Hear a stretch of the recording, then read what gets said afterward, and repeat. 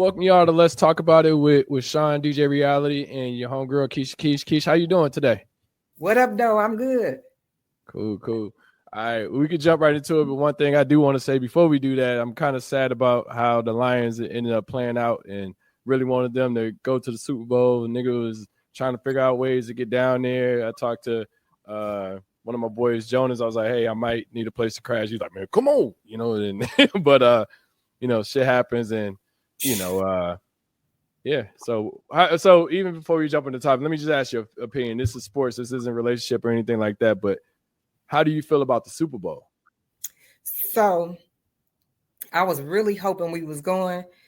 I was actually, when they played, I was on a cruise. Surprisingly, it was like a ton of Detroit people. All you seen was Detroit stuff on the cruise, especially the day they played.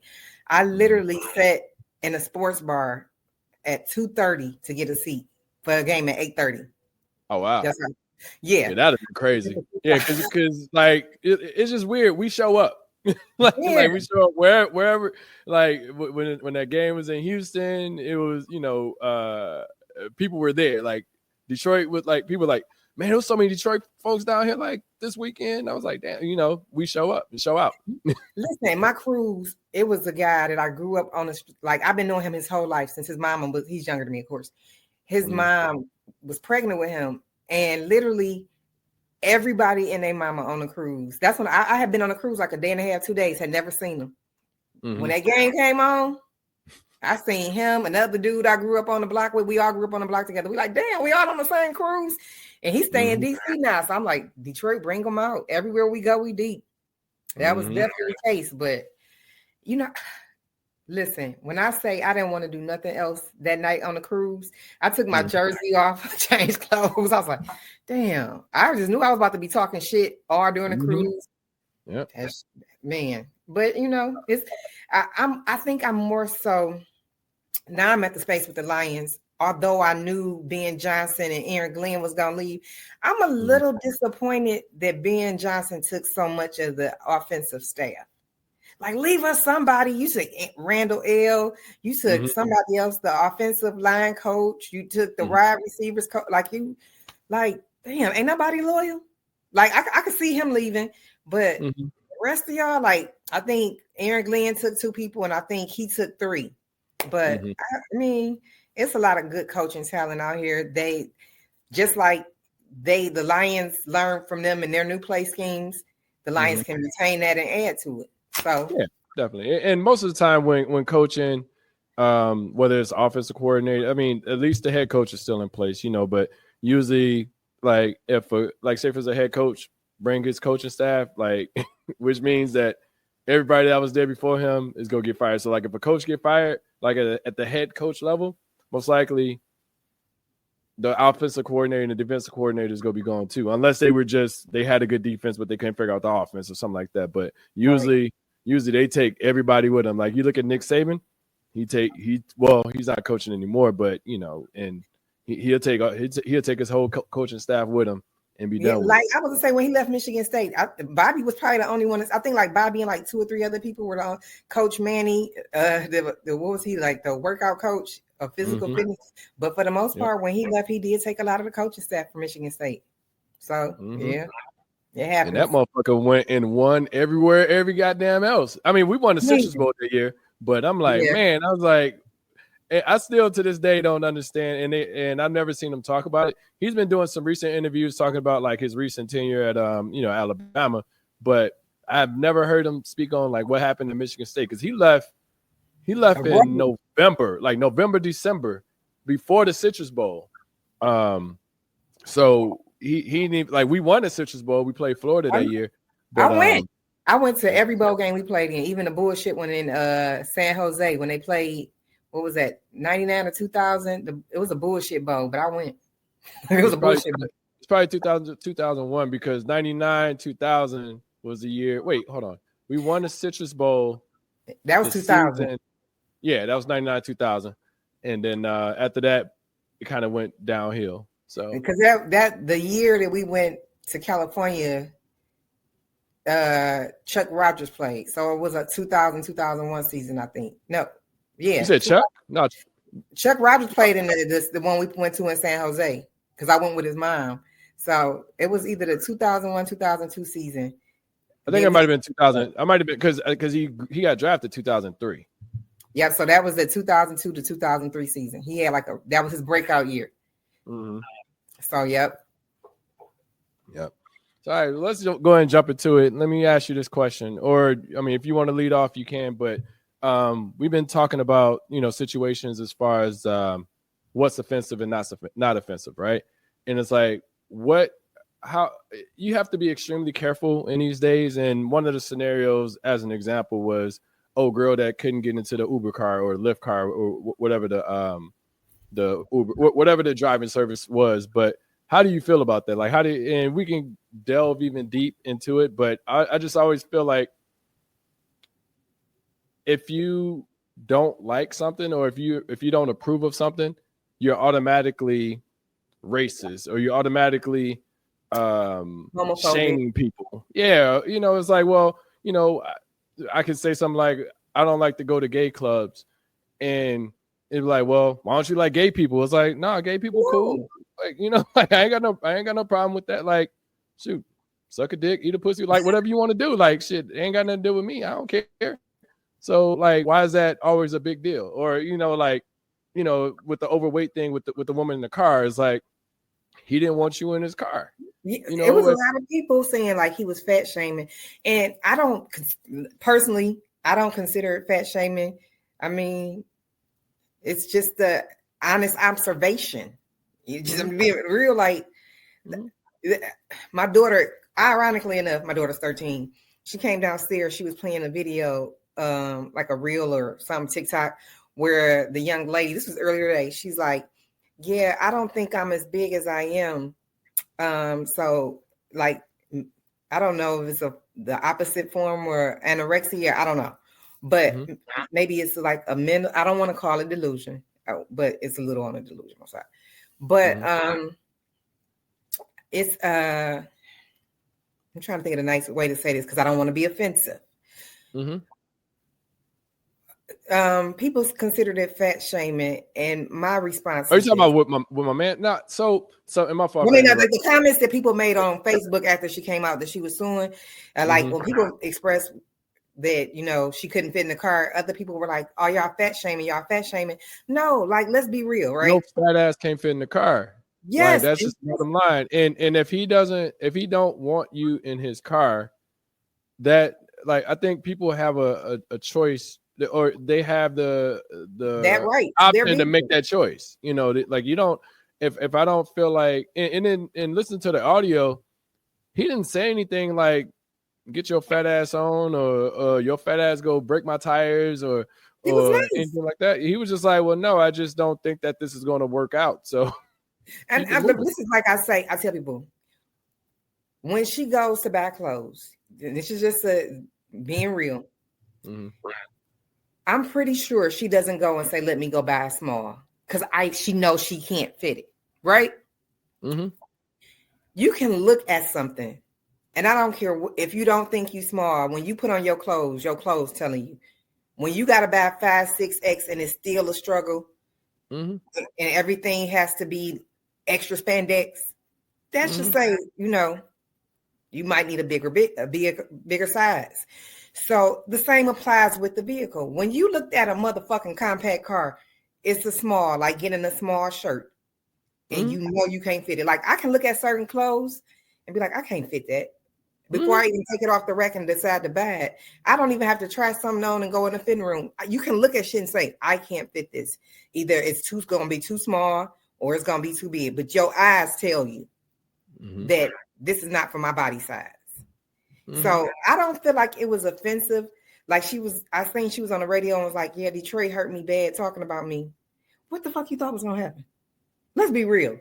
Because I know somebody who's obesity is real. Like obesity is a thing. Like, and it wasn't as if he was coming off as, like I said, he wasn't like, "Get your fat ass out of here," and saying whatever. He was just like, "It ain't gonna work."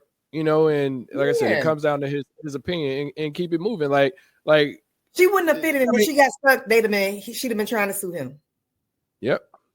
And then Like, everybody's like, oh, it's Uber and Lyft. Like it shouldn't matter. I was like, no, it's his vehicle. right. Uber or Lyft don't own your vehicle. You know what I mean, they own a service that's being provided. But if he says, hey, you go have to catch another Lyft or Uber, then shit, that's just what it is. So. I have a personal friend of mine here in Detroit, and he's done Lyft. He does Lyft and Uber, but he's given her a ride before. He has a Suburban. And he was like, the bitch is, I'm sorry. I mean, it's okay. So he was like, she had a struggle and fitting comfortably in his truck.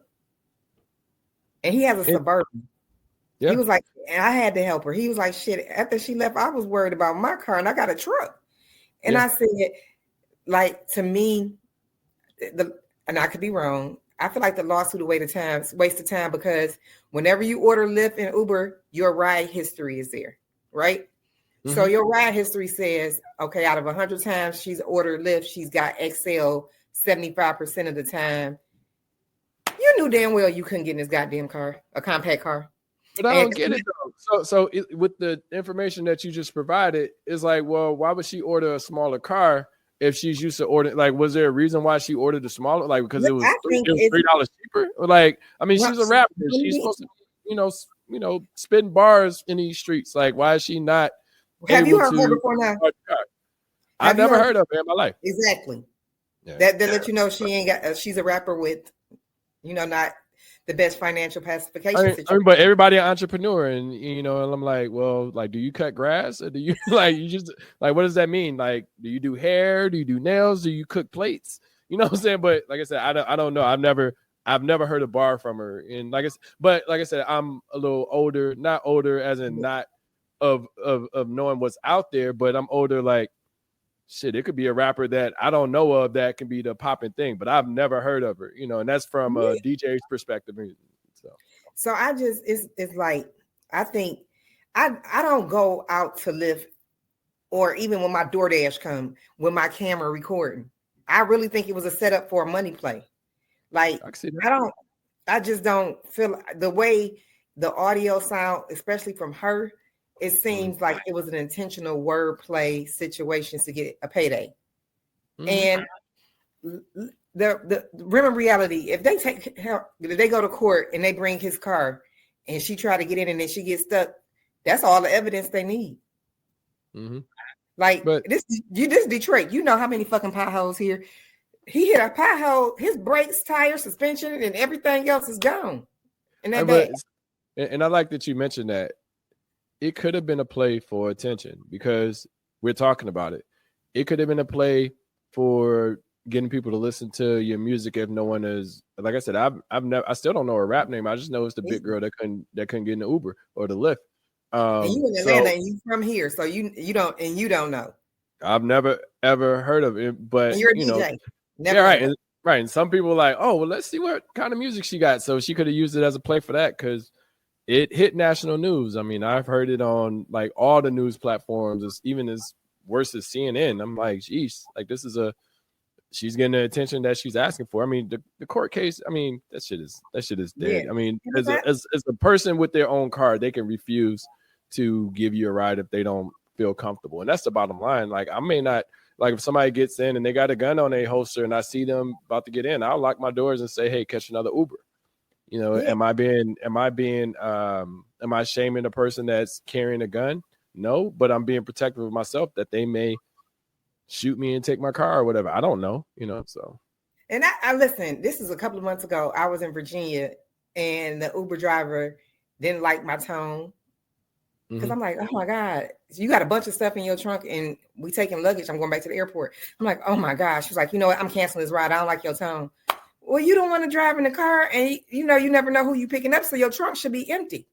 But you living out this motherfucker. So I was like, oh my God.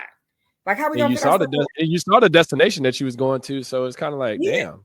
And my whole thing was, I didn't get mad and say, oh, she discriminated against me. She declined my ride because she didn't like my tone. I could have been like, oh, because she's white, she's racist because she didn't decline my ride. No, okay. You didn't want to take my ride. You cancel it, fine, order another one. That's simple. Like, I could have easily been like, oh, she's racist. She didn't want to talk. She didn't want to take my rag because she thought I was an angry black female. No, she just, that was her right. She didn't like my tone when I said, oh my God, that's her right, her car. Okay, keep it moving. Everybody gonna want to sue at this point. If we find everything offensive, that's like, for me, people think offensive is only when you call somebody fat, right? It could be offensive. Skinny. I'm small. Yeah, I'm small, and people be like, you know, I was a little bit bigger. Like now I'm like 130. I used to be like 150. When I lost weight, people was like, oh, you getting skinny. Okay, bitch, you getting fat. Or you need to be skinny. Right. I told somebody one time, I said, I got the problem that most people won't and that you need. I've told people like, oh, you losing weight. I said, you need to. Like, if you don't get offended, especially when you don't talk about me if you're not comfortable with being talked about. Yeah, so they got offended when I said, they said it to me like, oh, you getting skinny. I said, you need to get skinny. So like, don't be offended when you say something that you don't think is offensive because you're not calling me fat, you're calling me skinny. You think that's acceptable, that when I call you fat in a low-key way, or our wordplay calling you pleasantly plump because you thought it was okay to call me skinny. No, now it's offensive. Nah, bitch, no, it's not. Go in the gym. Just like you told me to eat weight, come get some food. Baby, you should go stay away. Because by most American terms, I'm healthy. I'm healthy weight. Maybe a little bit obese by white people terms, but you know, like, no, but look, I've caught it. To me if you don't want me to say it to you, and so it's going to be offensive both ways. Yeah, but say I've caught it, you know, from losing weight, and people are like, oh, you go get too skinny, blah blah blah. I'm like, well, you know, it's okay. Like, I'm not unhealthy. Right. I'm not on crack. I'm not on coke. You know, so what does it matter? Like, you know, because I even incorporate, you know, the whole workout lifestyle into like going out. So people say, hey, let's go here. I'm like, hey, I'm gonna run to the gym. I'll meet y'all over there. You know, and people are like, why you gotta go to the gym all the time? It's like, because it's a lifestyle. It's how, like, it's what I do. What I do, you don't have to agree with. You know, and it's okay. Like, we all a little older. And that's how I live. Like, I don't live my life based off of your preference. Like, people say, hey, let's, like, shit, I'm at the ilk. I don't even, you know, be out past like, I mean, I'll be out late sometimes, but I don't be out technically past like 10 or 11 because I know I got to get up for work in the morning and all that shit. You know what I'm saying? So, and most of the time I'm doing morning workouts. So people be like, oh, let's go out and do blah, blah, blah. And I'm like, all right, well, if we go out together and do this, then you going to the gym with me in the morning. You know what I'm saying? Like, oh, well, no, I don't want to do that. I'm like, all right, well, shit, I ain't got to do this shit. Like, I don't necessarily feel like doing the things that you're asking me to do, but I'll do them just to maintain relationships and build, but build with me over here. Like, be on the health side. Like, if I'm, because I'm not going to want to get up in the morning. So if you get up in the morning with me, then that's more motivation for me to go with you that night. So. And then I think, like, especially in this day and age of social media, everything is offensive. Like, I know I tell people this. Well, I try to get rid of most of the people that support Trump on my timeline, but it's a few still on there, and they get offended by my posts when I say things, when things happen. Recently, the tariffs and the DEI and even now, they shut that shit down quick. Yeah, in the Department of Education, like, I've made posts to people, and it can be offensive, and I'm okay with it, because you can, that button is unfollow, block, because I've tried to block everybody that I was a Trump supporter, but clearly I missed some. But I call people that voted for him low functioning and remedial, and that's just how I feel, because you couldn't in right conscience educate yourself about politics or Project 25 and 2025, or just him as his moral compass, like what he's did to the Central Park people, what he's did with the red line and back in the day with real estate in New York. Like, people always try to put, I call them convenient Christians. Oh, they don't want to deal with the lesbian, gay, transgender community. Oh, they voted for him because they don't believe in that. It's tearing down the black family. Man, all these gay men tearing down the black family. No. Gay men are not tearing down the black family. It's the black men that have on all these goddamn kids with poor penis management and ain't taking care of none of them. He's worse than the gay that don't have none. I like the PPM term. I use poor penis management. Listen, PPM is coined my term. I've been using it for like 5-6 years. Came up with it myself. It Okay. started off with the little PPM. TM on No, the. PPM came from poor pussy management because I've had some, hence my baby daddy. But poor penis, poor pussy management. But I feel like those things, poor pussy, poor penis management, are more detrimental to the Black community than somebody being gay or lesbian. Because there's plenty of gay and lesbian families out here who are raising great children, empowering them, uplifting them, educating them. So for people to try to use that to me is offensive to people who are gay, lesbian, and transgender. And I'm by no means. I'm all about whatever makes you happy. On Judgment Day, I don't have to stand in front of God for you. I don't have to be accountable for you. You are accountable. Nigga, you gay. Shit, like, and that's like I ain't fucking you. Shit, like, I feel like sometimes some people are so judgy that when you come off so judgy, judging people about how they choose to live their lifestyle, just how like you choose to live yours, that you come off negative. Like, if that's what they want to do, at the end of the day, that's their life and their story to tell before God, just like your life and your story, which you may think is perfect. We might all think we live in a perfect life.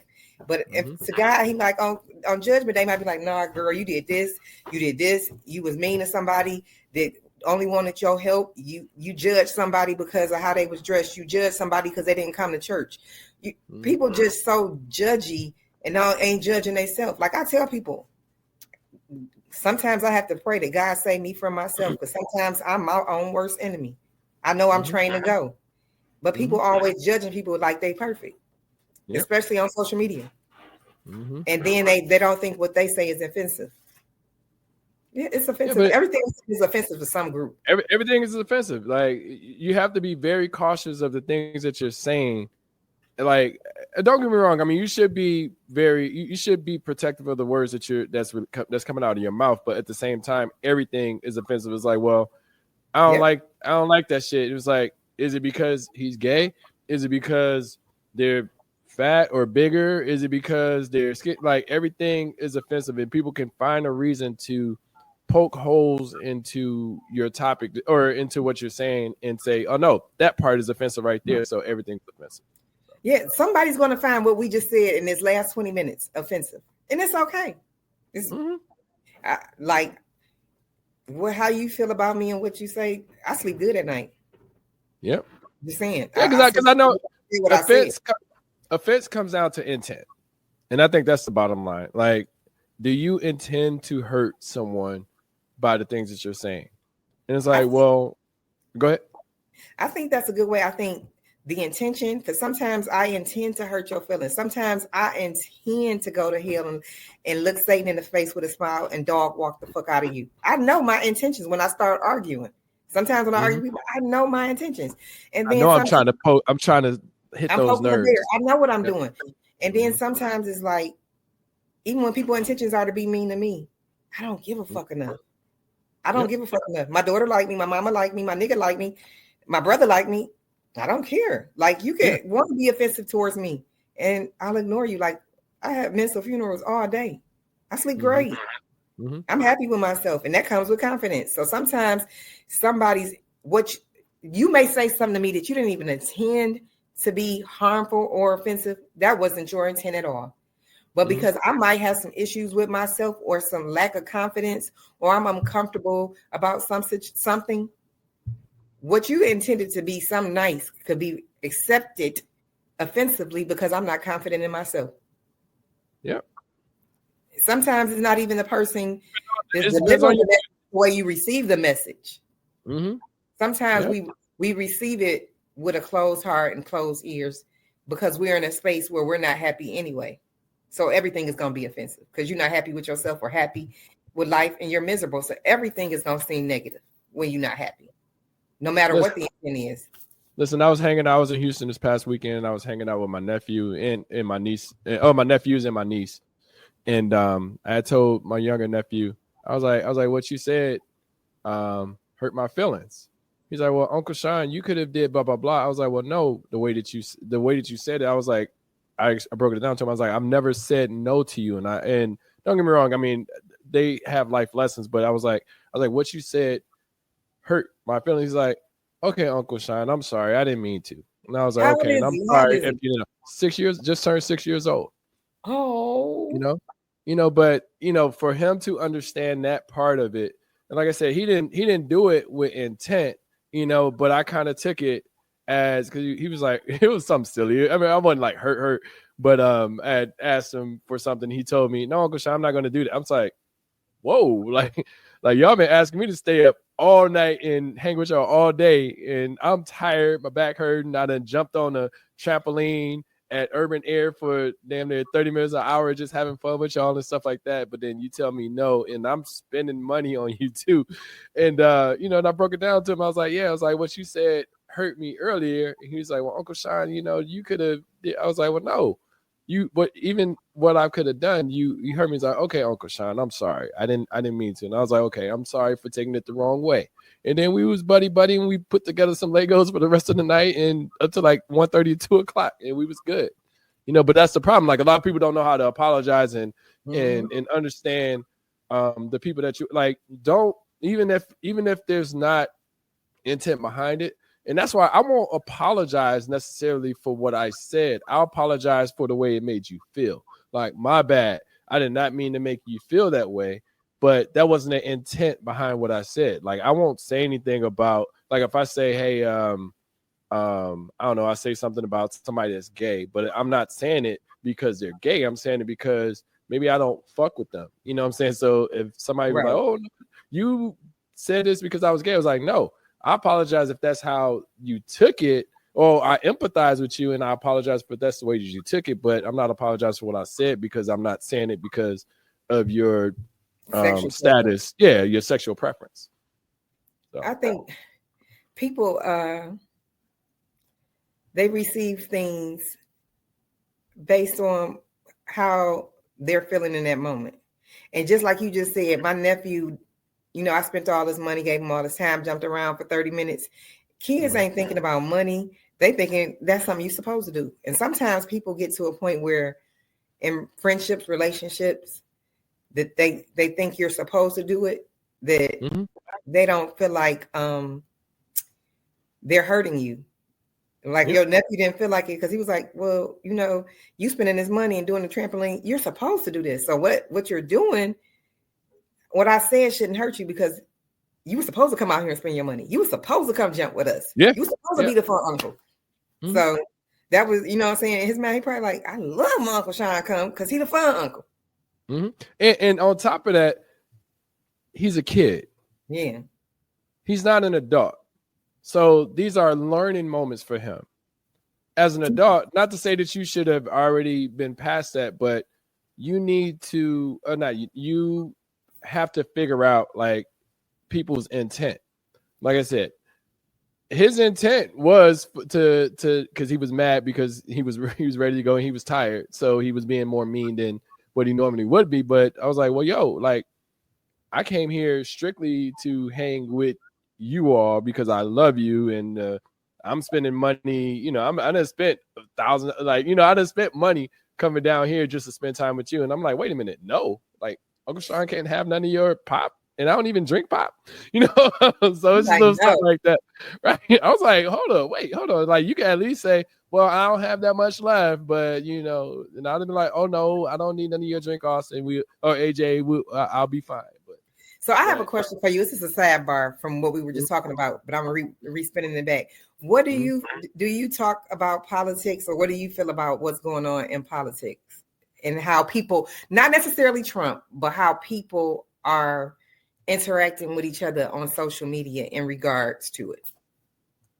No, we could jump into it. I mean, I've never been against church and state. I've been against church and state, like trying to develop relationships, like engage, like intimate relationships. But other than that, I care less. Now let's jump into it. I mean, the DEI stuff is kind of crazy. I mean, everything that's going on right now, people's interactions, red or blue, or if I'm taking this side, I'm taking this side. It's like, it's always intriguing to me because the people that I work with, or just within corporations in general, I look at them a little bit differently now within, the current administrations, whether not even strictly with because Biden just left out, but I would say within the Trump administration from 2016 to 2020 and then up to 2024 now, like I look at them, I'm like, well, I try to understand their way of thinking, to say, and not to say that they're coming out, I'm Trump or anything like that, but I'm trying to understand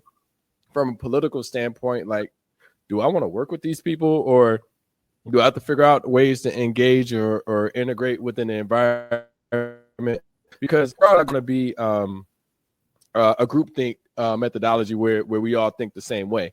But at the same time, I still get confused on when you run on certain platforms or certain ideals that you're like, you know what, I'm going for that, and I'm like, well, like I try not to have my biased opinion to say, well, because I feel like honestly, in the whole politics thing, even if it's with Trump, the Democrats screwed the pooch. They fucked up, and they didn't build enough allegiance for people to even consider Kamala a worthy candidate. So, and she still got a good amount of votes, but So I have two things to touch on from what you said. So the first one is I totally agree with you about the Democrats and the allegiance, because to me, Biden shouldn't even consider running a second term. And then you waited so late to drop out that you really didn't give her adequate time to prepare her campaign. Yep. She was already at a disadvantage because she didn't have adequate time, one. Yep. Two, she's already at a disadvantage because she's Black, and she's on top of that a woman. So I do feel like in that sense, the Democratic Party failed us, because somebody should have told Sleepy Joe that no, a second term is not an option. You didn't do good the first one, so let's just be honest. And I'm a Democrat, but he didn't. Like, let's be real. But going back to the second thing you touched on, about how you deal with people, given what's going on and looking at them. And I literally thought about this yesterday. I was talking to somebody, and they were like, well, DEI didn't affect me, so I don't care about it. I didn't get a job because of DEI. I said, do you think your job said when we hired you, oh, we hired you because DEI? No job is going to tell you that, first of all, dumbass. At all. Yeah, like, come on. I mean, it's similar with affirmative action back in the day. Some of us needed that shit. Like, we couldn't get in. I remember affirmative action. I remember it was like maybe 2002, 2001 when they got removed from Michigan State. And I was like, damn, like that was the first time I saw something like politically change the campus, like saying, well, no more affirmative action. I was like, damn, like, so now what are we going to do? Things could. You go ahead. I'm sorry. The thing about it is, people was like, well, it don't affect me. Technically it doesn't affect the 4% Black people. It's not just Black people. No. What I'm saying is, like, people keep thinking like it's only impacting us. It's impacting we're only 4%. Everybody. Right? Yeah. It is actually benefiting white women the most to have DEI, and they were the main one. They like voting for Trump, and it's actually affecting him cutting it more. But for me, with what he cut with the Trump cut as far as like the holidays, why the fuck we still got Christopher Columbus Day? I don't even think we should have 4th of July, actually. Like, and then we don't have to celebrate Thanksgiving because the Pilgrims stole this shit from the Indians. So we gonna take out some days. It was Juneteenth, and that's about it. That's the only they gave us Juneteenth, and they gave us Pearl Millen's pancake mix, and that's all I remember. I think he's actually trying to do away with Juneteenth now. MLK and Juneteenth, Pride Month, Women's History Month. It's a couple of other ones, but those are the ones I can remember offhand. But back to what you were saying earlier, it made me look at people different, because someone was saying, well, I don't care about DEI because it doesn't affect me, right? And then I said to them, now I see why you voted for Trump. And they said, why you say that? I said, because people who don't care about other people, or who don't care about the masses or helping or blessing other people, and they only consider their self, which I consider to be selfish, just because it didn't affect me. Like, say DEI didn't affect me, I wouldn't even really know, because they're not telling you, oh, Keshia, we hired you in corporate America because of DEI. No, they're not going to tell me that. But it may be somebody I know who's affected. That it impacts. Yeah. And it impacts. And I Yeah. can't be that selfish with myself to say, oh, because it doesn't directly affect me, it's not a problem. But it made me look at somebody's thought process like, now I see why you voted for him. And now I see why you by yourself and you can't, nobody wants to be bothered. You can't keep a friend. You can't keep a man. You can't. No, now I see why. Because you're only thinking about yourself. So nobody wants to be around you. So you have to be by yourself. Because people, even with Trump right now is really only thinking about those people who are in his tax bracket, billionaires. So when it bothers me to see you niggas. I'm about to piss some people off and I'm okay with it. You have $1 million, or let's say you have a job that makes $250,000 or whatever. I make great money, but I'm not like, oh, Trump making me wealthy. Trump benefits me. Okay, if he benefit me, but he not benefiting my friends or the people around me, I don't give a fuck. One, but two, most of you motherfuckers can't even get on the same block in the same room.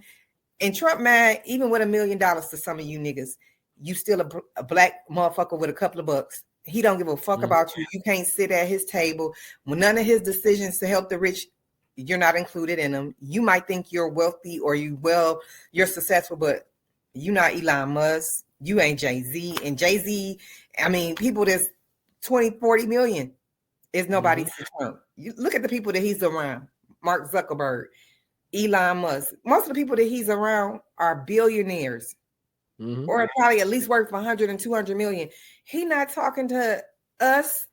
All of his policies are not for regular people or basic millionaires. They're for people with like $250,000. I mean, like $250 million. I'm sorry. Like no, you. No, look at it like this, right? And I'm gonna give a simple scenario. And this is something I had to learn as far as empathizing with other people, right? And this goes to DEI, any other situation out there. You know, I used to think, well, you know, because some people do take advantage of the situation, but then when you look at the bigger picture, they're not. Like when I'll hear about a family member that get $800 worth of food stamps, right? They get $800. I'm like, damn, I would like to have $800 worth of food stamps. Why do they get $800 worth of food stamps? But I make 6 figures.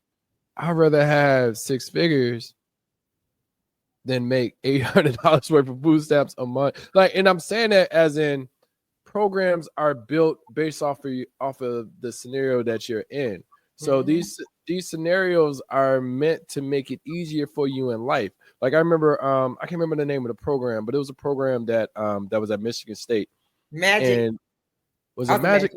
No, it wasn't Magic. It was a program. It starts with a C. I can't remember the name of it, but I remember my boy Chauncey was in it, and boy Chauncey, like he didn't come in with a higher GPA. He came in with a lower GPA, but it was to bring him into it was a. I know but I can't think of the name of it. It starts with a C. I can't think of the name of it, but it was making it able, and it was almost a part. Well, it was a part of the affirmative action thing, but it got him into Michigan State with a lower GPA.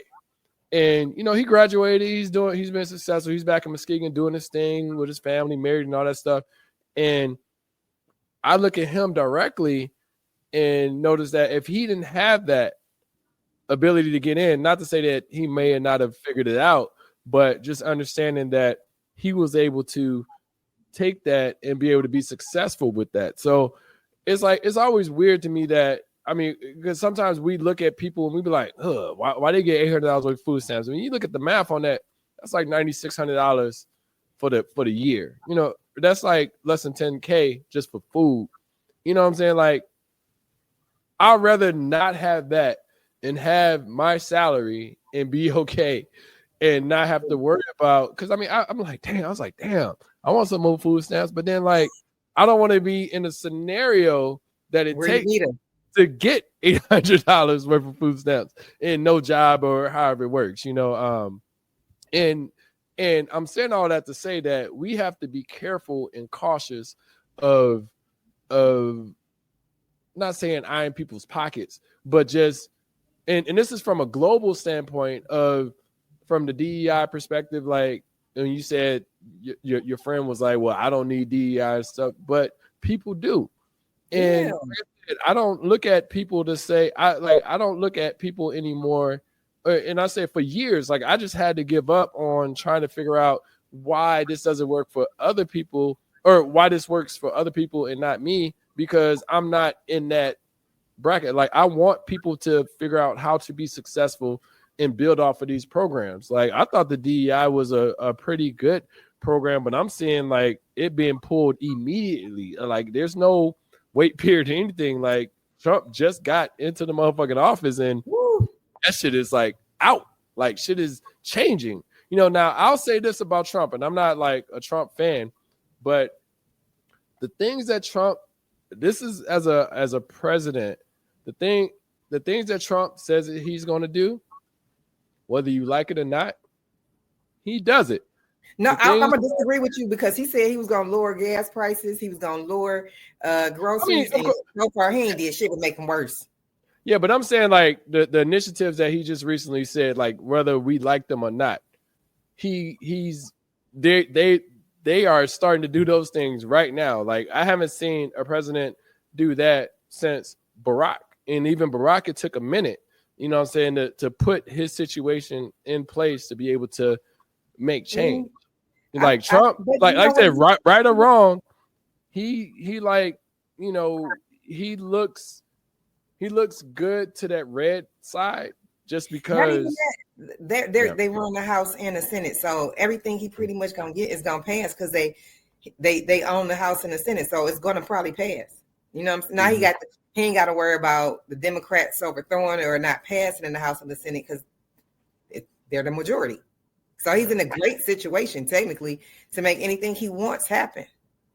Now let me ask you this: like, have you? And it definitely hasn't happened in our lifetime, but I mean, I don't know if this is a question or more so a statement.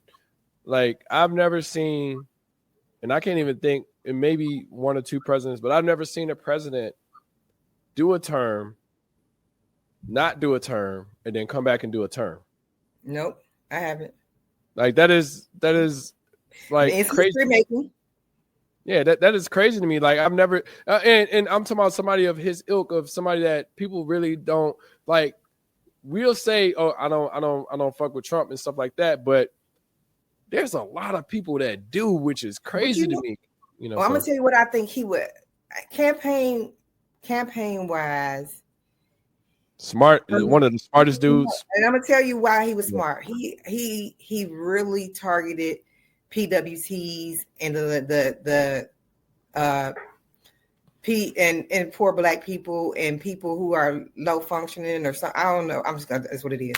But he targeted the right audience. And I hate to say this, people are more chauvinistic than they are racist. Because listen, that's fair. And I say this to say, both time Trump won the presidency, he lost to a woman. When he ran against a man, he lost. We would rather, not we, but Americans would rather see another white man, no matter what he does or how he is, we would rather see his face than a woman's face in office. He's only beating women. We are more chauvinistic than we are racist. Even black men, just some of the black men on my post that voted for him, I could see it though, because of how they talk about black women or how they treat black women or how they treat women in general. I knew they wouldn't vote for no woman. I just based upon how they post about women or their thought process or how they treat women from what I've seen. So to me, back to what you said about the Democrats, just knowing America and the campaigning and just how things work in America. And after Hillary lost the first time, we probably should, I hate to say it, they probably should have put another man against him of any color. It'd have been, it wouldn't have worked. So, and only reason I say it wouldn't have worked, and like I said, I can't speak because, I mean, shit happens and he's a motherfucking president right now. But I'm saying there wasn't enough time to find, and that's the thing, like, this is Joe Biden. Like, I'm not going to, like, say it's Joe Biden's fault, but it's Joe Biden's fault. It is. And I'm saying that like there was not enough time to build up another candidate. Like it's weird if you really look at it, because you got Barack. You can't, you can only run 2 terms. You put Barack, if you could run 3 terms potentially, you put Barack up against Trump, Barack is winning all day. Yeah, and it's not like Barack could just come up there, drop the mic, and be like, "Yo, see y'all the polls, my niggas," and that'll be it. He ain't got to debate them or nothing. Like, and one thing I noticed in this election run or when they were running campaigning, when they were campaigning, is that Trump. People don't realize this. I guess some people may peep game or whatever. But when Trump went up against Kamala in the first debate, he didn't do that well. What did he do? He stopped debating. Yep. He's like, I don't need debate no more. This is only hurting me. So, because Trump. No matter how you sell it, like Trump understand, like he has I don't know who's on his team, but his team is immaculate, like to the point that you look at it from the standpoint, it's like the Walmart philosophy, right? When Walmart first started, Walmart wasn't everywhere. Walmart wasn't in Detroit. Walmart wasn't in Michigan, Muskegon, Grand Rapids, nothing like that. Walmart wasn't in the major cities. What they did was they went into all of the smaller cities surrounding the major cities. The major cities wouldn't allow them in. So Hillary was winning, Philadelphia, but she wasn't winning, the smaller cities around them. So it's like all red around it, but then you'll see the one blue in Philadelphia. So, she fucked up with Wisconsin and Michigan and Pennsylvania, and Kamala didn't mess up as much as Hillary did, but we tried to, and I hate to say we, but it's because that's who I was voting for. That's who I was looking forward to winning, is that we tried to do a similar formula that Hillary did, tried to learn from specific Hillary mistakes, but yet it still didn't work because you were almost pandering to people. You were trying to get the vote. It's like, nah, like when you're confident and you have enough time to develop your platform to make people follow you, you don't have to, like I feel as if Kamala, and I think Kamala is dope. I feel as if Kamala expected to be able to debate Trump more to sway the vote. Yep. And he killed that. Yeah, he was like, nah, this shit ain't work for me. Fuck all that. Like, her numbers increased when they debated. He did horrible. And somebody was like, nah, we better not do that shit again. Yeah. People in his camp was like, kill that. Like, nah, we need to stop. Know what? He really, what he did, he really appeased and connected with Christians. This campaign season 2, he touched on the abortion stuff. He touched on homosexuality, and some hard Christians don't agree with that.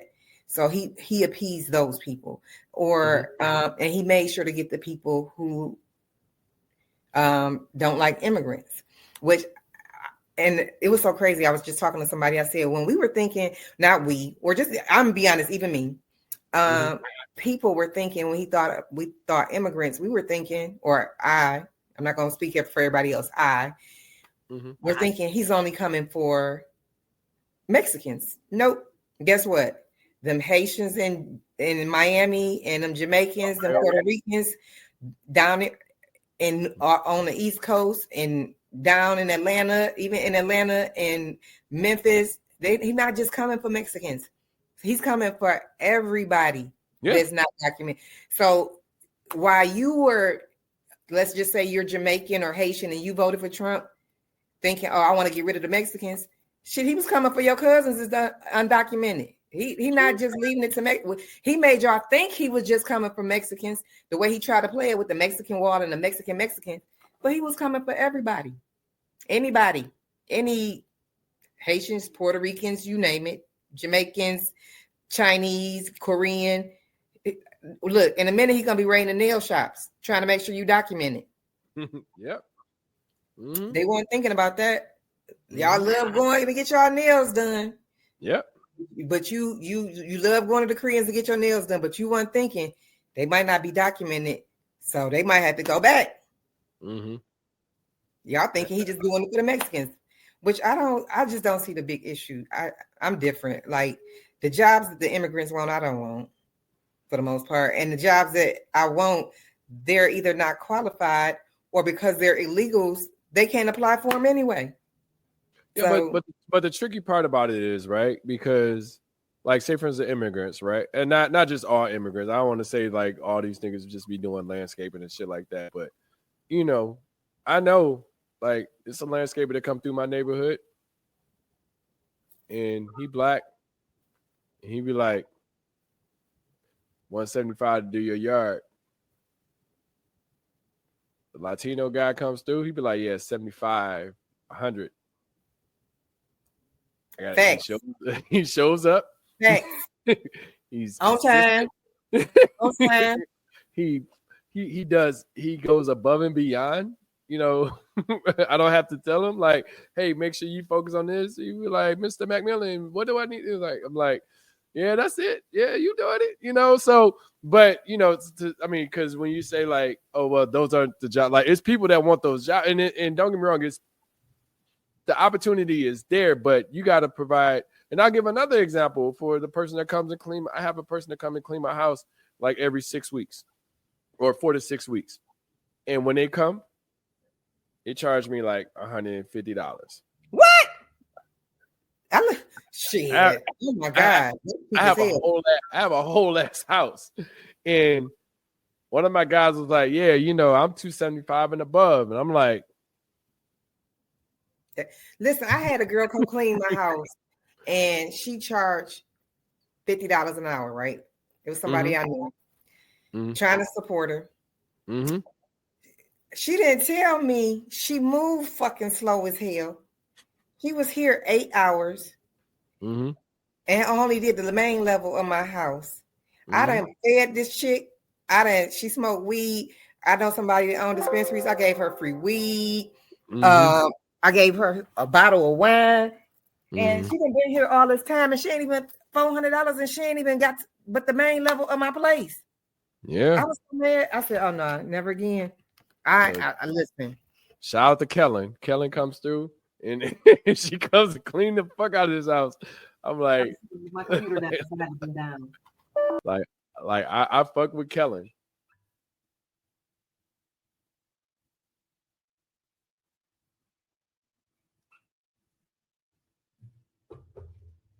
We're having technical difficulties. Enough talk about immigrants and how much they charge, but yeah, man, it's like we have to be very conscious and pay attention to what's available to us. Hopefully Trump doesn't continue to, you know, push people out. I think we all have the opportunity to be within the US and not have to more so let's see. Hello? Shantae. Yeah, I can. Yeah, my computer died. I'm sorry. Oh no, you I had to come on my phone. You know, I got the gift of gab. I kept going. Thanks. all I saw was a little spinning window and all that stuff. But I was just saying, like in general, like it's kind of jacked up that he's doing it. But you know, hopefully my house cleaner and the people that do my yard don't get deported. And like you said, it's not strictly just Mexicans. He's coming for everybody. Yeah. You know, and y'all voted for him. You know, like I said, I don't tell people how to vote, but at the same time, you got to understand what the stances that they're voting on and how it will impact you as a person. And, you know, a lot of times, honestly, you know, not to say that it helps or hurt us, but we just got to be conscious of paying attention to the platform that he's pushing. So, and I think I don't tell people how to vote, but the people I see that's complaining the most that I did keep on my friends list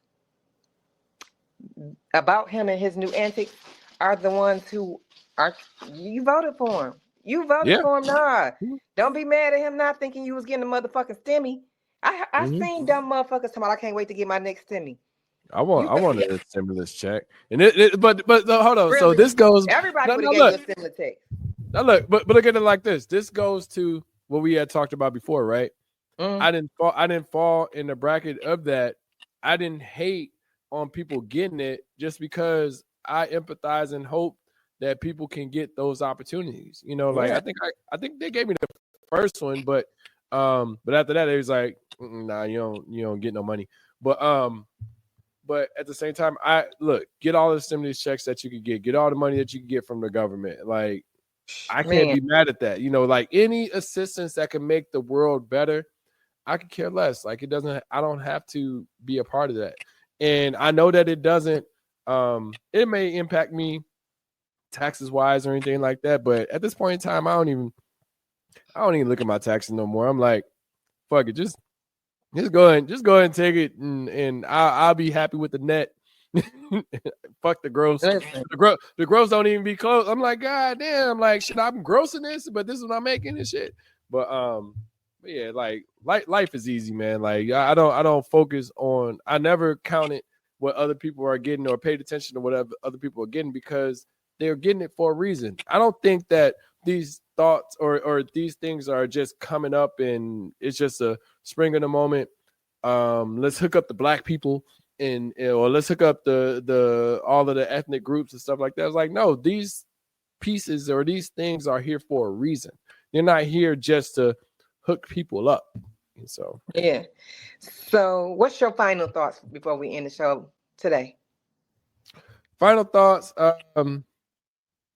is hopefully everybody can get over all of this shaming shit. I don't think it's gonna happen, you know, from I feel like it has lessened where it's not as much of an issue as it was in the past as far as, you know, gay shaming or sexuality shaming or size shaming or anything like that.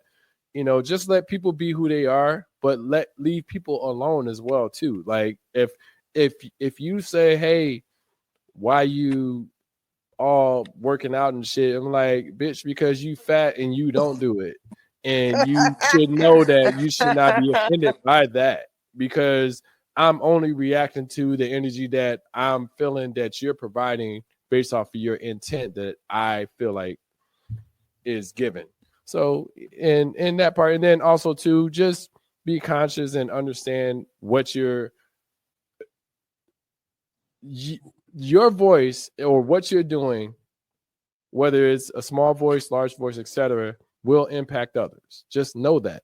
Just know that, you know, you say, hey, I want Trump because he does this, blah, blah, blah, blah. Just know that it can impact you in other ways. And just be conscious and be aware that, you know, your actions has effects to it. So, what about you? My final thoughts would be say what you want to say. I'm just gonna be honest. I don't really bite my tongue much. Sometimes I'll filter what I'll say a little more just to be more professional sometimes. And then sometimes when I'm not in the mood to argue or go back and forth or I don't give a fuck enough about somebody, I don't even respond. I don't even address. I don't like whatever you say, somebody's going to find some offense to it. So say it regardless. Like, ain't no use to you holding it in. If it's something that is going to hurt you, if you think, say it. Whoever mad at you, they'll get over it, or you just move on. Listen, that's life. I mean, it's okay. One thing that I've learned within COVID is that, not to say, I mean, I enjoy relationships, but I'm okay with having lesser amount of people around me. My mom said the older you get, the less friends you'll have. Yeah, look what Drake say, no new friends, no new friends, no. Like, I get it. I don't agree with that. No, so I look at it from the standpoint that, of course, I mean, it's kind of a bias, like, but at the same time, you don't need to introduce new people in your life if they're not bringing anything to the table. Yeah, okay. I'm not going to say I'm not going to have agree. new friends, but if they're not bringing anything to the table at this point in time, at this big age, I don't need to be around you. Like, I look at it like, I look at people, and it could be a wrong way of thinking about it, but are you helping me or are you hurting me? And there really isn't no in between. Like, if you're in that stagnant area, you're just kind of an associate. You know what I'm saying? That if you help, like, so I limit the conversations that I have with people. I limit my interactions that I have with people just because it just don't. If I feel like there's any negative tone to anything that you're bringing to the table, it just doesn't make no sense for me. I agree. So, and this comes with family. We've talked about this before, but this comes with family. This is like deep down, like, look, if you that cousin that I don't fuck with, I just don't fuck with you, and I ain't gonna fuck with you forever. You like it's just what it is. And won't. I listen. And won't. I don't give a fuck. If I don't listen. I don't do that fake trauma bonding shit. I don't care who died that we both know. If I ain't fuck with you before they died, I ain't gonna fuck with you after they die. So Yeah. Cool. Well, thank you all for tuning in. Make sure you hit subscribe and you jump in and you follow the podcast for Let's Talk About It. Nah, you cool. For Let's Talk About It. Can you hear me? Yep, I can hear you. Make sure you hit the like on the podcast or on the YouTube or even on the Apple Music. Still trying to figure out Spotify for some reason. Things won't load up, but make sure that you you hit the like button and you jump in and enjoy the podcast that we provide. Thank you all for attending, and talk to you soon. Bye. Thanks for tuning in. All right, talk to you soon. Talk to you soon. Have a good one, babe. Yeah, you too.